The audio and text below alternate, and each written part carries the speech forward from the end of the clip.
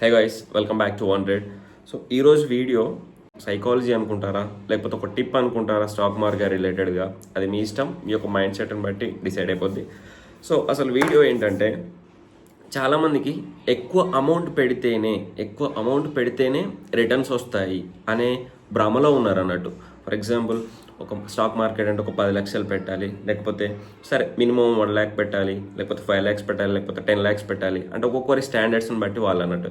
ఇంత పెడితేనే stock market నుంచి డబ్బులు వస్తాయి, ఇంత పెడితేనే స్టాక్ మార్కెట్ నుంచి మనం ఎర్న్ చేయగలం, ఇంత పెడితేనే నేర్చుకోగలం అనేది తప్పు. ఫస్ట్ పాయింట్, ఈ భ్రమ నుంచి బయటకు వెళ్ళండి. సో ఈరోజు నేను ఒక లైవ్ ఎగ్జాంపుల్తోని మనం మాట్లాడుకున్నాను, ఎందుకంటే రెగ్యులర్గా మనకు నేచర్ నేర్పించే ఒక థింగ్తోని మాట్లాడుతున్నా. ఏంటంటే, మనందరం వ్యవసాయదారుల కుటుంబం నుంచి వచ్చిన వాళ్ళమే. ఫర్ ఎగ్జాంపుల్, ఒక పత్తి లేకపోతే ఒక ఫ్రూట్ చెట్టు ఏదైనా కంపేర్ చేసేసుకోండి.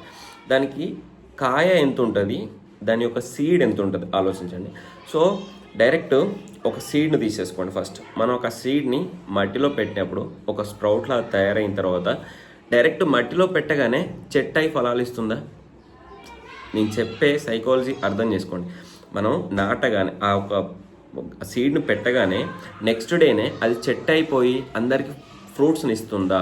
లేకపోతే పత్తి అనుకోండి, పత్తి పెట్టగానే కాటన్ ఇచ్చేస్తుందా నెక్స్ట్ డేనే? మనం తీసుకెళ్ళి మార్కెట్లో అమ్మేసుకుంటానమా? కాదు కదా. Same in the same way మార్కెట్లో కూడా ఈరోజు నేను వచ్చేసి డైరెక్ట్ పెట్టగానే, డైరెక్ట్ ఈరోజు ఒక లక్షలు పెట్టగానే నెక్స్ట్ డేనే కోట్లు వస్తాయా? లేకపోతే నెక్స్ట్ డేనే ప్రాఫిట్స్ వస్తాయి? తప్పు కదా. నువ్వు ఒక ఎడ్యుకేషన్ లేకపోతే నువ్వు ఒక ఇంజనీర్ చేయడానికి 4 years టైం తీసుకుంటావు, లేకపోతే ఫార్మసీ కానీ ఏదైనా చేయడానికి కొన్ని ఇయర్స్ తీసుకుంటావు. దాంతో పాటు కొంచెం ఎక్స్పీరియన్స్, ఫర్ ఎగ్జాంపుల్ నన్నే తీసేసుకోండి, బీటెక్ చేయడానికి 4 years, ఆ తర్వాత VLSIలో జాబ్ రావడానికి ఇంకొక 3 months ట్రైనింగ్, ఆ తర్వాత దాంట్లో ప్లేస్ అయిన తర్వాత ఒక లైవ్ ట్రైనింగ్, అదొక 3-4 months. సో ఓవరాల్గా 4 years, అది ఇది ఒక 6 months, అంటే 4.5 years నీ లైఫ్ని స్పెండ్ చేస్తున్నావు నీకు జాబ్ రావడానికి.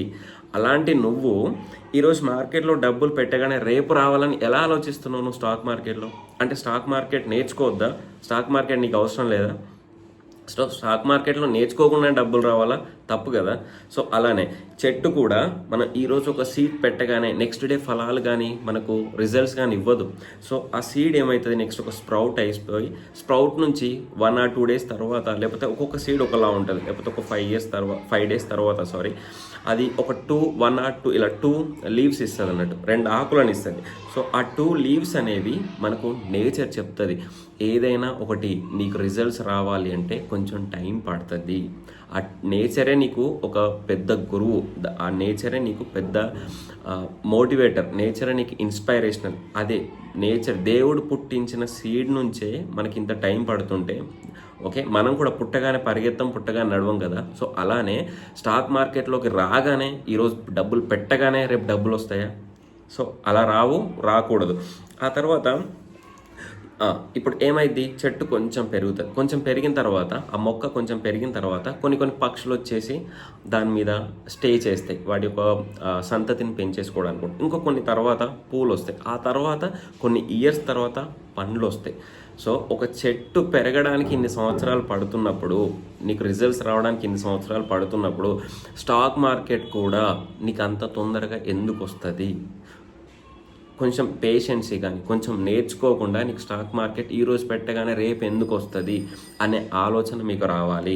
ఎవరైనా చెప్పనివ్వండి, నీ సొంత అన్న తమ్ముడు, లేకపోతే ఈవెన్ నేను, లేకపోతే వేరే యూట్యూబ్ వాళ్ళు చెప్పగానే, లేకపోతే ఎక్కడైనా ప్రీమియం వాళ్ళు చెప్పగానే ఈరోజు పెడతా నీకు రేపు 100% వస్తుంది అనేది అబద్ధం. ఓకే, ఆ అబద్ధాన్ని మీరు నమ్మకూడదు. దీంతో కంపేర్ చేసుకోండి. నేచర్ నుంచి దేవుడు పుట్టించిన మనమే, లేకపోతే ఆ చెట్లే కొన్ని సంవత్సరాలకు రిజల్ట్స్ ఇస్తుంటే ఒకే రోజులో మార్కెట్ నుంచి డబ్బులు ఎలా వస్తాయి అనేది తప్పు కదా. సో అది మీరు ఆలోచించుకోండి. ఎందుకు చెప్తున్న లైవ్ ఎగ్జాంపుల్ అంటే, సో ఎందుకే ఆ తర్వాత మరి దానికి మనం ఏం చేయాలి? ఫర్ ఎగ్జాంపుల్, నీ దగ్గర 1,00,000 రూపాయలు ఉన్నాయి, మనం మీడియం, సరే 1,00,000 కూడా వద్దు, ఒక 10,000 తీసేసుకుందాం. మనం మీడియం అంటే మీడియం, బిలో పావర్టీ అనుకోండి. 1,00,000 రూపాయలు లేవు, 5 లక్షలు లేవు, ఓన్లీ 10,000 ఉన్నాయి. మరి నేర్చుకోవడానికి 10,000 ఒకేసారి పెట్టాలా? అవసరం లేదు. 10,000ని ఒక 10 పార్ట్స్గా డివైడ్ చేసుకోండి. ఇప్పుడు ఒక ఫ్రూట్ ఉందనుకోండి, సేమ్ అదే ఎగ్జాంపుల్, లైవ్ ఎగ్జాంపుల్. ఆ ఫ్రూట్ ఉంటే ఈ ఫ్రూట్ మొత్తాన్ని పెడతాం మనం మొలవడానికి? పెట్టాం కదా, దాన్ని డివైడ్ చేస్తాం. ఇప్పుడు సీడ్స్ అమ్మే వాళ్ళు ఎలా అమ్ముతారు? దీన్ని డివైడ్ చేసేసి దాంట్లో నుంచి ఇండివిజువల్ సీడ్స్, అంటే ఎన్ని సీడ్స్ అవుతాయో ఒకసారి కన్సిడర్ చేసేసుకోండి. ఈ యొక్క ఫ్రూట్ నుంచి నెంబర్ ఆఫ్ ప్లాంట్స్ వస్తాయి మనకి.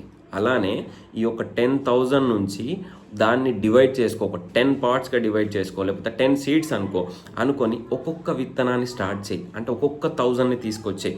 అంటే ఈ 1000 పెట్టిన తర్వాత, అంటే ఈ సీడ్ పెట్టిన తర్వాత నీకు రిజల్ట్స్ వచ్చాయా? ఓకే, రిజల్ట్స్ వస్తాయి, వచ్చే వరకు వెయిట్ చేయాలి. అప్పటి వరకు రిమైనింగ్ సీడ్స్ని ముట్టుకోకూడదు, రిమైనింగ్ అమౌంట్ని నువ్వు ముట్టుకోకూడదు. నేను చెప్పే చాలా క్లారిటీగా వినండి. ఈ 10,000 నుంచి ఒక పార్ట్ 1,000 తీసేసుకొని దాన్ని పెడుతున్నావా? ఈ 1,000తోని నువ్వు స్ట్రాటజీ బిల్డ్ చేసుకో, నేర్చుకో, వర్కౌట్ చేయి. ఈ 1,000 నుంచి నీకు ఒక 100 రూపీస్ వస్తున్నాయి, మినిమం ఒక 100 రూపీస్ వస్తున్నాయి అనేది నీకు చాలా పాజిటివ్నెస్ క్రియేట్ చేస్తుంది. బిజినెస్ అయినా, దేంట్లో అయినా, చెట్లు అయినా, ఈవెన్ పెట్టిన సీడ్స్ అన్నీ మొలవు. అంతే, దీంట్లో కూడా లాసెస్ రాకుండా మార్కెట్ ఉండదు.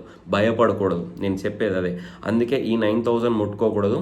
ఓన్లీ ఈ 1,000తోనే నువ్వు ట్రేడ్ చేయాలి. ఈ 1,000 నుంచి నువ్వు ఒక 100 రూపీస్ ఎర్న్ చేసావా, లేకపోతే సరే 100 మనం తక్కువలో వేసేసుకుందాం, 100 నుంచి 500 ఎర్న్ చేసావా, 500 పెట్టుకో. నెట్ ప్రాఫిట్, లాసెస్, ఛార్జెస్ అన్నీ పోను, నెట్ ప్రాఫిట్ 500 వచ్చిందా, అప్పుడు ఈ 1,000తోని ఇంకొక 1,000 యాడ్ చేసుకో. అప్పుడు 2,000 పెట్టేసి 500 to 1,000 రూపీస్ వచ్చిందా లేదా, ఇలా నువ్వు చిన్న చిన్నగా ట్రేడ్ చేయి. ఒక చెట్టు పెట్టా, నాకు మొలిసింది, అలానే ఇంకొక గింజ పెట్టా, అప్పుడు కూడా మొలుస్తుంది.